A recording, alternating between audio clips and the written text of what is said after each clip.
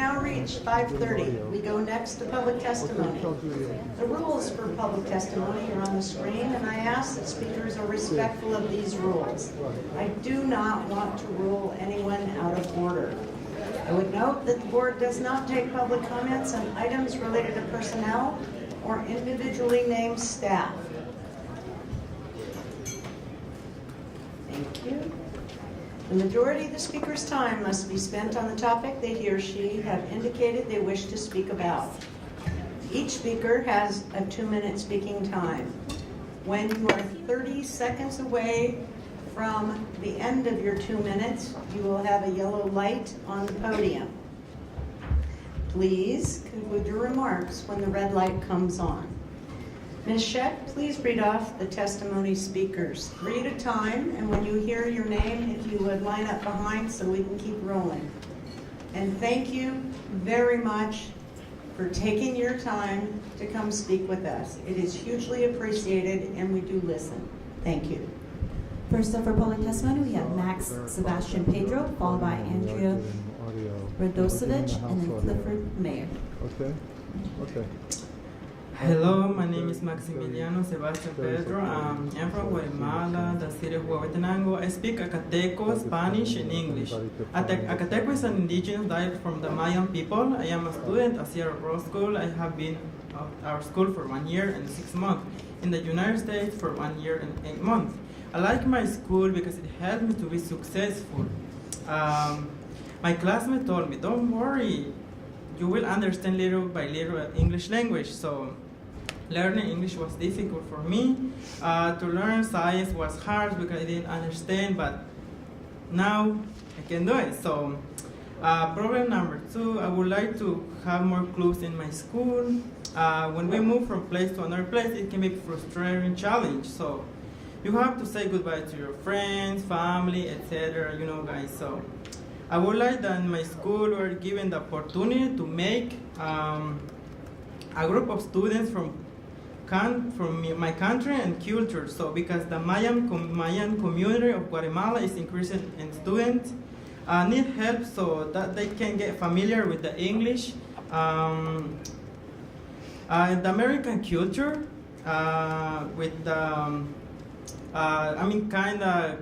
American culture, so it's hard for us because we're not familiar with the English. It's hard for us to understand it, you know, guys. So I will work with my principal to make that happen. So anything you can do to support our school, my principal, and our communities will be the most appreciated.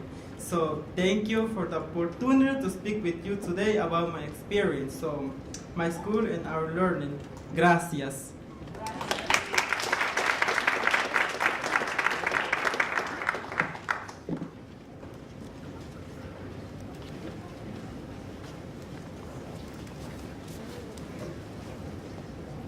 Hi, I'm Andrea Radosevich. I'm a parent at Washington Middle School. The proposed strategic plan recognizes the importance of educating the whole child, especially if we want to accelerate growth for students who are the furthest from educational justice. Unfortunately, Washington Middle School is a long way from educating the whole child. The administration at our school focuses on test scores to the exclusion of all else. Here are examples of how that looks in practice. Talking to the kids constantly about test scores and how too many kids in the general education program are failing the standardized tests. This is often done by projecting giant slides on the cafeteria wall at lunchtime. Slides that blame the restrictive and unpopular hallway and bathroom rules on the fact that too many kids in the general education program are failing the tests. Slides that talk about L1s and L2s. Slides that list the names of the students receiving detention that week. This is not educating the whole child. It's public shaming, and it is wrong.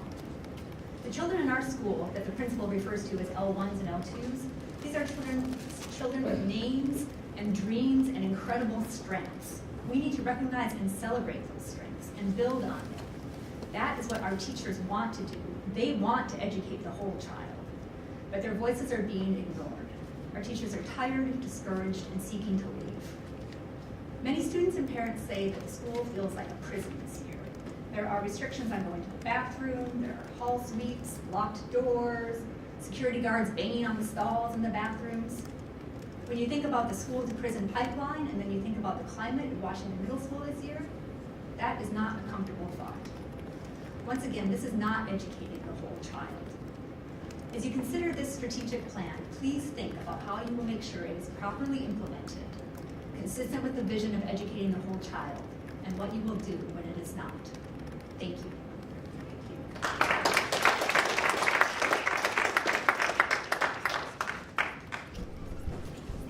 After Clifford Meyer, we will have Chris Jackins, followed by Sarah Sentz-Wilson, and then Carol Simmons.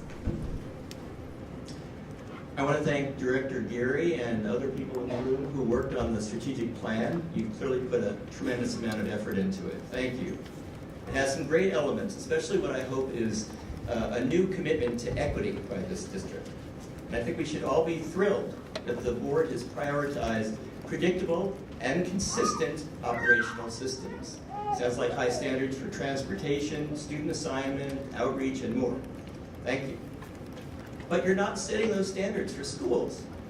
Someone took that out of the newest draft of the strategic plan. Why? At Washington Middle School, we could use some higher standards for student scheduling, for teacher assignments, for communications from the principal, and more. Like maybe the student discipline process shouldn't include public shaming of students who have detention. Gender-neutral bathrooms. We should be able to figure that out. Really. So, I'm asking you to give some more thought to this strategic plan. Do not pass it tonight. Think about restoring what was in the draft earlier this month, that the idea of predictable and consistent operations is possible to be asked for from school administrators and your school buildings. Not just the central staff should be held to these standards. And I know that when you talk about operational, you may be thinking, all right, well, this is not the academic side of things, and what I'm talking about maybe is mostly about academic. Well, we, the families who are the consumers, the students who are the people being educated, they don't get what operational is, what academic is.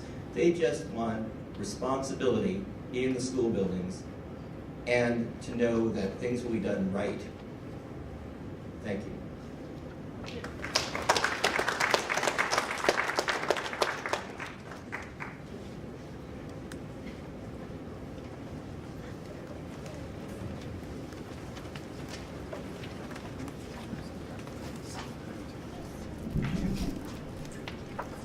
My name is Chris Jackins, Box 84063, Seattle 98124, on the strategic plan in 9 points. Number 1, the plan states that students of color who are furthest from educational justice will read at grade level by 3rd grade. Longtime former African American School Board Director Michael Preston often objected to such an emphasis. Mr. Preston felt that it tended to imply that students in later grades not meeting the cut were essentially already lost. Number 2, the plan claims an intentional focus on African American males, yet the district refuses to reopen the African American Academy. Number 3, the plan is a rote private sector approach, just like closing schools and money following the student. One aim is to try to blunt criticism and cover the district's backside.